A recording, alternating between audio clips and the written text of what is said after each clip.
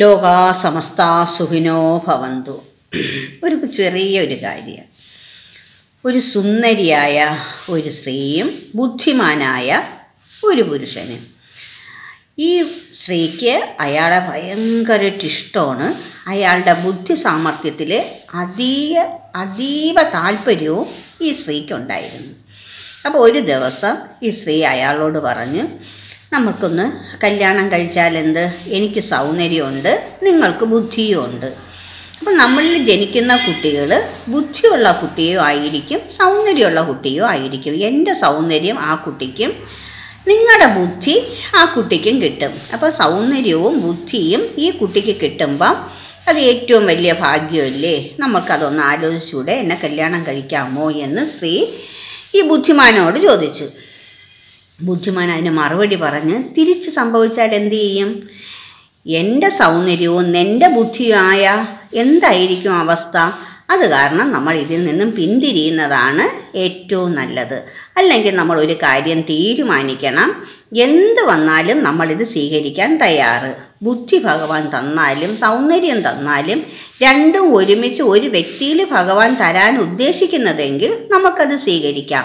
അതിന് സമ്മതമാണെങ്കിൽ നമുക്ക് മുന്നോട്ട് പോവാം. ആ സ്ത്രീ കുറേ നേരം ആലോചിച്ചു. ആ പെൺകുട്ടിക്ക് ബുദ്ധിയായിട്ട് ചിന്തിക്കാനുള്ള കഴിവൊന്നും ഇല്ലാത്തത് കാരണം ഇദ്ദേഹത്തിൻ്റെ വാക്ക് കേട്ടിട്ട് അവൾ അതിൽ നിന്നും പിന്തിരിയാണ് ചെയ്തത്. ആ കാര്യം നടന്നില്ല. കുറച്ചു കാലം കഴിഞ്ഞ് ആ പുരുഷന് വേറൊരു സ്ത്രീ കല്യാണം കഴിക്കാൻ ആഗ്രഹിച്ച് അവളടുത്തും അദ്ദേഹം ഇതേ രീതിയിൽ തന്നെ സംസാരിച്ചു.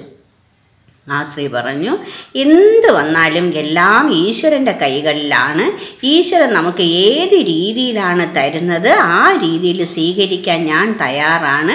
എനിക്ക് നിങ്ങളെ വിവാഹം കഴിക്കാൻ നല്ല താല്പര്യമുണ്ട്, സമ്മതമാണോ എന്ന് ചോദിച്ചു. അദ്ദേഹം സമ്മതമാണെന്ന് പറഞ്ഞ് കല്യാണം കഴിഞ്ഞു. കുറേ വർഷങ്ങൾ കഴിഞ്ഞ് അവർക്ക് കുട്ടി ജനിച്ചു. കുട്ടി സുന്ദരിയുമായിരുന്നു, ബുദ്ധിയുള്ള കുട്ടിയായി തന്നെ വളരുകയും ചെയ്തു. നമ്മൾ എന്താണോ ഭഗവാനിൽ നിന്ന് ആഗ്രഹിക്കുന്നത് അത് തന്നെ ഭഗവാൻ നമുക്ക് തരും. നന്മയാണ് ആഗ്രഹിക്കുന്നതെങ്കിൽ ഭഗവാൻ നന്മ തരും, തിന്മയാണ് ആഗ്രഹിക്കുന്നതെങ്കിൽ ഭഗവാൻ തിന്മ തന്നെ തന്നിരിക്കും. അതിനാരെയും കുറ്റം പറഞ്ഞിട്ട് കാര്യമില്ല. നമ്മുടെ മനസ്സ് ഭഗവാന് കൊടുക്ക്, ആ മനസ്സനുസരിച്ച് ഭഗവാൻ നമുക്ക് എല്ലാം തരും. അതാണ് യഥാർത്ഥം, അതാണ് സത്യം, അതാണ് അതിൻ്റെ രീതിയും. അതിനനുസരിച്ച് മുന്നോട്ട് പോവുക, ഭാഗ്യം നേടുക. ഭഗവാൻ എല്ലാം തരാൻ കഴിയും. ഭഗവാൻ തരുന്ന ഈ മഹാഭാഗ്യം നല്ല രീതിയിൽ പ്രയോജനപ്പെടുത്തി സന്തോഷത്തോടെ ജീവിക്കാൻ ആഗ്രഹിക്കുക.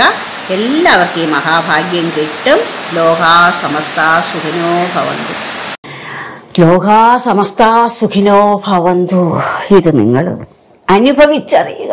അനുഭവത്തിൻ ജഗന്നാഥനായി, ഓമേനിക്കു ജഗത് പ്രാണനായി, സന്മനസ്സിൻ ജഗത് ഗുരുവായി, ജനകഥ ഔഷധോ ഇല്യൂഷനി പ്രണാമം.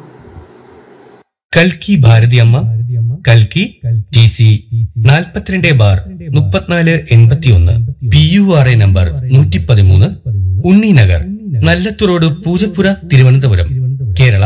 Phone 8080742539, 8089742539. Email ushabharati11@gmail.com. Visit YouTube Bharatiyamma Kaliyuga Avataram.